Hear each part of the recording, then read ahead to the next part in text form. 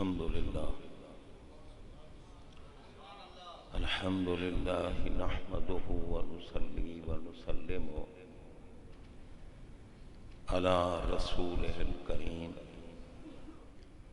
وعلى آله وأصحابه وأهل بيته أجمعين. أما بعد فأعوذ بالله من الشيطان الرجيم. بسم الله الرحمن الرحيم. إن الله وملائكته يصلون على النبي يا أيها الذين آمنوا صلوا عليه وسلموا تسليما. الصلاة والسلام عليك يا سيدي يا رسول الله وعلى آلك وأصحابك يا سيدي يا حبيب الله. سارے احباب محبت سے یہ درود پاک پڑھ لیں. الصلاۃ والسلام علیک یا سید المرسلین وعلی آلک واصحابک یا خاتم النبیین. انتہائی عزت و ادب و عقیدت و احترام کے لائق میر محفل مخدوم اہل سنت محسن ملت پیر طریقت رہبر شریعت منبع ولایت مفکر اسلام مفسر قرآن سفیر عشق رسول شیخ الحدیث والتفسیر سرمایہ اہل سنت فخر السادات حضور قبلہ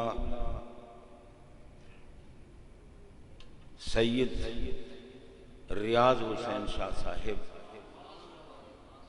دامت فیوضہم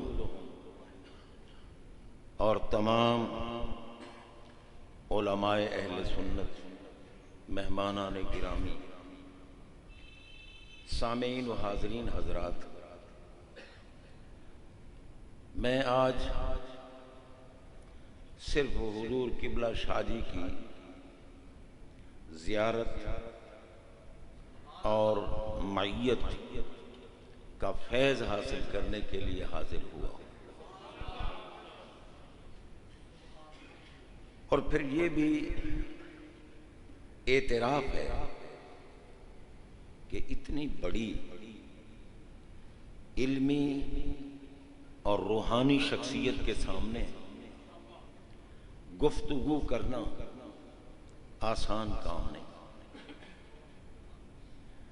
میں تو صرف آپ تمام احباب کو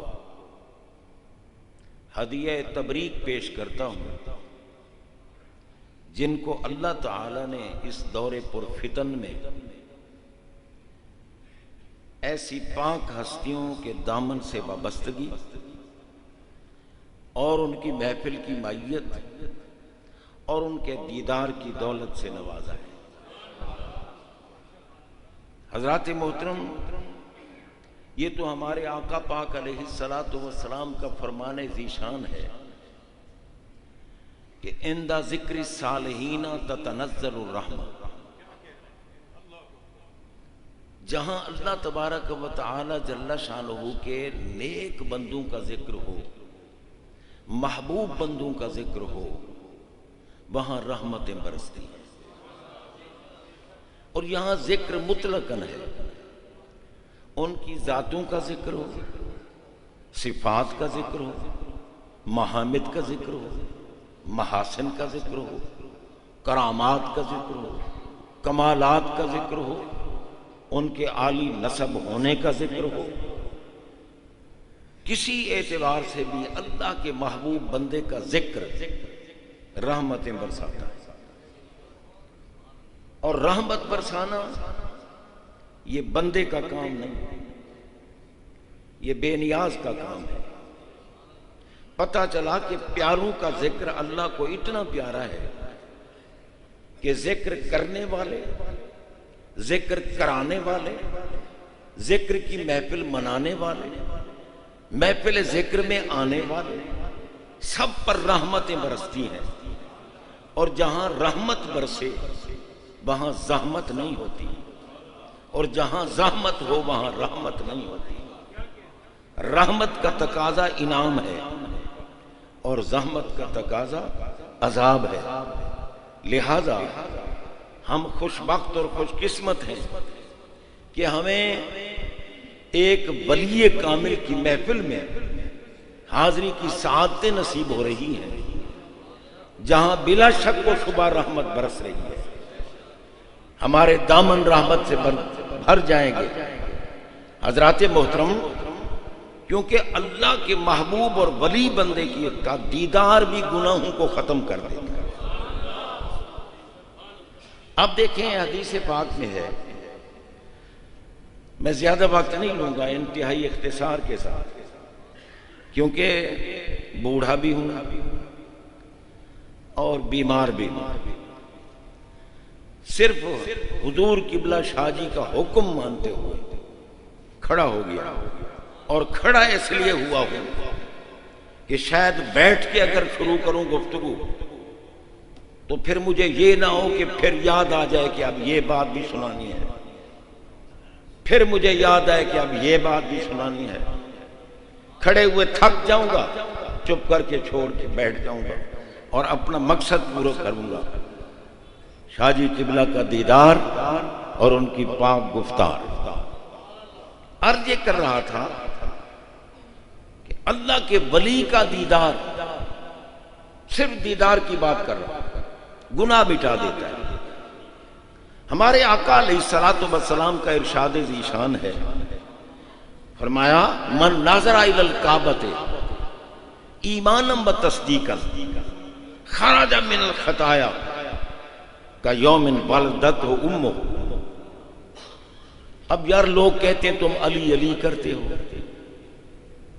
یہ تو رافضیوں کا کام ہے، اور میں کہتا ہوں جہاں بھی دیکھو عبادت کی مقبولیت کے لیے علی کے بغیر عبادت قبول ہی نہیں ہوتی۔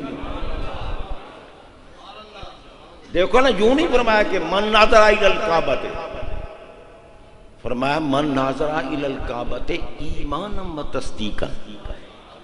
اور کیا محبت علی کا نام ایمان نہیں؟ لا یحب علیا الا مومن، حسر ہے حسر۔ فرمایا مومن ہے ہی وہ جس کے دل میں محبت علی ہے۔ جناب بندہ یہ گپیں نہیں ہیں، علی پاک کی محبت کا نام ہے ایمان۔ اور آقا نے فرمایا کعبہ کو دیکھے مگر ہو مومن۔ اگر بغض علی دل میں ہے، ہزاروں چکر لگائے کچھ بھی نہیں ملے گا، تب ملے گا جب علی پاک کے در کا فقیر بن جائے گا، علی پاک کی محبت کے نور سے اپنے قلب کو منور کرے گا، پھر اسے کعبہ بھی فیض دے گا، پھر ہر عبادت کا فیض بھی ملے گا۔ فرمایا جس شخص نے ایمان کے ساتھ تصدیق قلبی کے ساتھ کعبہ کو دیکھا، خرج من الخطایا، گناہوں سے ایسے نکل گیا جیسے اماں کے شکم سے اب پیدا ہو۔ کعبہ کو دیکھا۔ اور ابن ماجہ شریف کی حدیث ہے، ہمارے آقا علیہ الصلوۃ والسلام کعبہ کا طواف فرما رہے، خود رسولوں کے سردار امام کعبہ کا طواف فرما رہے ہیں۔ طواف فرماتے فرماتے آپ نے کعبہ کی طرف دیکھا، فرمایا کعبہ آج رسولوں کا امام، آج نبیوں کا سردار، آج اللہ تعالی کی ذات و صفات کا مظہر کامل تیرا طواف کر رہا ہے۔ کہیں یہ نہ سمجھ لینا کہ مخلوق میں تیرا مقام سب سے بلند ہو گیا۔ ان حرمت المومن اعظم عند اللہ من حرمت کا، فرمایا اللہ کی بارگاہ میں میری امت کے ولی کا مقام تجھ سے زیادہ ہے۔ گپ نہیں سنا رہا، حدیث سنا رہا۔ فرمایا اللہ کی بارگاہ میں، اور سیاستہ کی حدیث ہے، ان حرمت المومن اعظم عند اللہ من حرمتک، فرمایا اللہ کی بارگاہ میں میری امت کے ولی کا مقام تجھ سے زیادہ ہے، اور کوئی ولی نہیں بنتا جب تک علی مہر نہ لگائے۔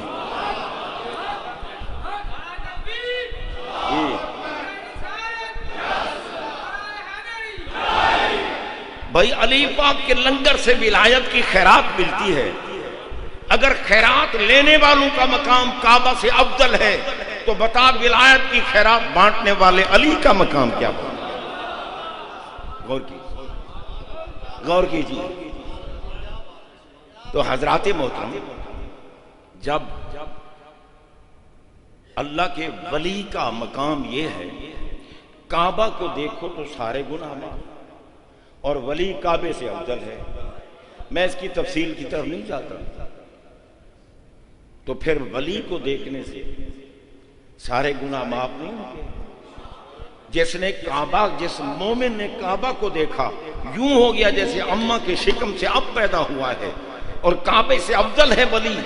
جس نے ولی کو دیکھا وہ بھی تمام گناہوں سے پاک ہو گیا، معافی مل گئی، مگر گناہوں کی معافی مل جانے کے بعد بھی گناہ ہو سکتا ہے،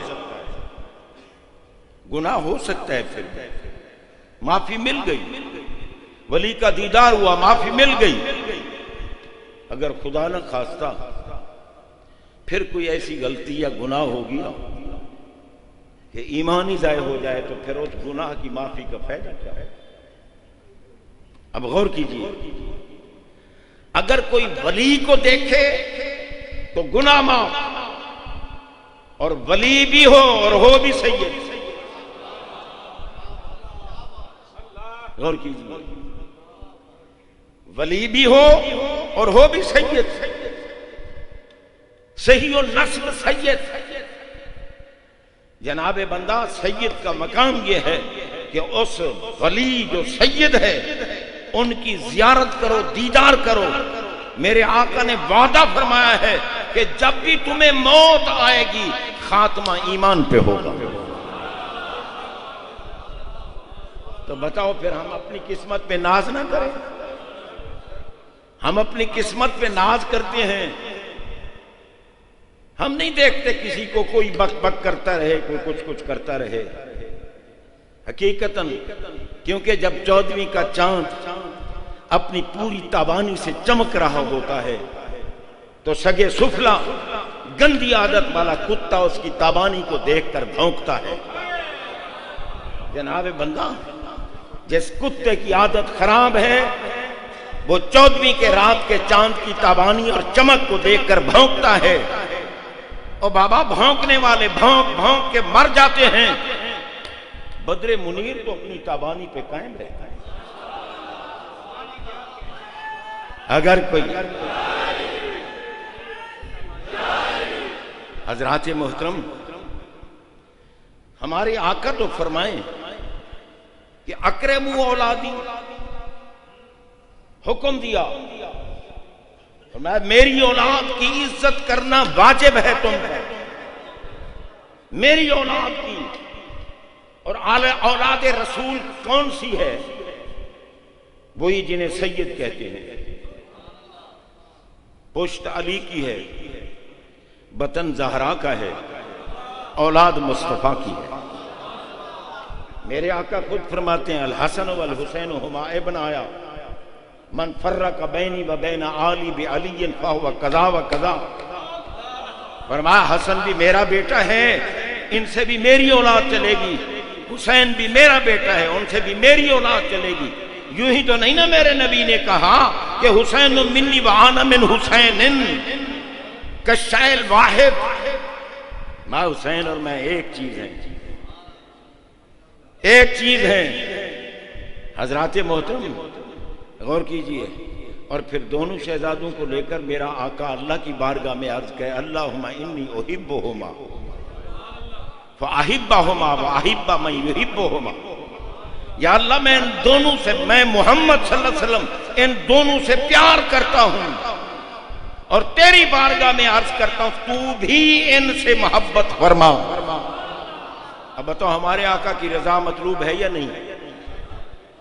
آقا کی رضا مطلوب ہے. کل احد یطلبون رضائی وانا اطلب رضاک یا محمد صلی اللہ علیہ وسلم. میں ہر کوئی میری رضا چاہتا ہے مگر میں بے نیاز ہو کر بھی تمہاری رضا چاہتا ہوں. جن کی رضا رب چاہتا ہے وہ عرض کر رہے ہیں اللہم انی احبہما فاحبہما احبہما احبہما. ان دونوں سے پیار کر. جناب بندہ حسن و حسین سے جن کو پیار ہے ان کی اولاد سے بھی پیار ہوگا. ان کی نسل پوچھو بریلی کے تاجدار سے پوچھو. انہوں نے فرمایا تیری نسل پاک میں ہے. اور ملا تو چڑھتا ہے نا 5 تن پاک کیوں کہتے ہو؟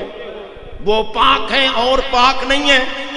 میں نے کہا تو پاک نہیں ہے بالیقین تو ناپاک پلید ہے جس کو پاک نظر نہیں آتے. اور پاک تو ہر مومن ہے مگر ان کی پاکیزگی منفرد ہے جن کے لیے میرے نبی نے دعا کی اللہم اذہب عنہم الرجس وطہرہم تطہیرا. اور کیجیے جناب بندہ ہمارے آقا علیہ السلام کی یوں ہی تو نہیں اعلیٰ حضرت نے فرمایا نا تیری نسل پاک میں ہے. خوش وقت نہیں وہ جو نسل پاک کا دامن تھام لیں, جو نسل پاک سے وابستگی حاصل کر لیں. اللہ کی قسم سید کو تو صرف دیکھنے سے ہی گناہ مٹ جاتے ہیں. اربعۃ انا لہم شفیع یوم القیامت ولو اتوا بذنوب اہل الارض المکرم لذریتی والقاضی لہم حوائجہم والسائی لہم فی امورہم والمحب بہم بقلبہ ولسانہ. ہمارے آقا فرماتے ہیں جتنا بڑا گناہگار بھی ہو میں اس کی شفاعت ضرور کروں گا جو میری اولاد سے محبت بھی کرتا ہے اور ان کے لیے دوڑ دھوپ بھی کرتا ہے اور ان کی تعظیم و تکریم بھی کرتا ہے. ملا بیچارے کو کیا پتا میرے نبی کی نسل پاک کا مقام کیا ہے.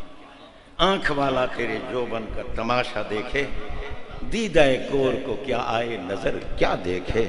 اللہ تعالی ہمارے شاہ جی قبلہ کی صحت کاملہ کے ساتھ عمر دراز فرمائے اور ان کا سایہ ہمارے سروں پہ قائم رکھے اور ان کے فیوزات و برکات سے ہمیں ہمیشہ مستفید ہوتے رہنے کی سعادت سے نوازے. دیدار بھی قیمتی ہے, گفتار بھی قیمتی ہے. خدا کی قسم جو جس میدان میں دیکھو, تحریر کے میدان میں دیکھو, تقریر کے میدان میں دیکھو, تصنیف کے میدان میں دیکھو, تفسیر کے میدان میں دیکھو, تدریس کے میدان میں دیکھو, جس میدان اور پھر نسب کے میدان میں دیکھو, جس میدان میں بھی دیکھو ہر اعتبار سے افضل عرفہ اور اعلیٰ نظر آئیں گے. اللہ ہمیں ان کے فیوضات سے مستفید ہوتے رہنے کی سعادت نصیب فرمائے.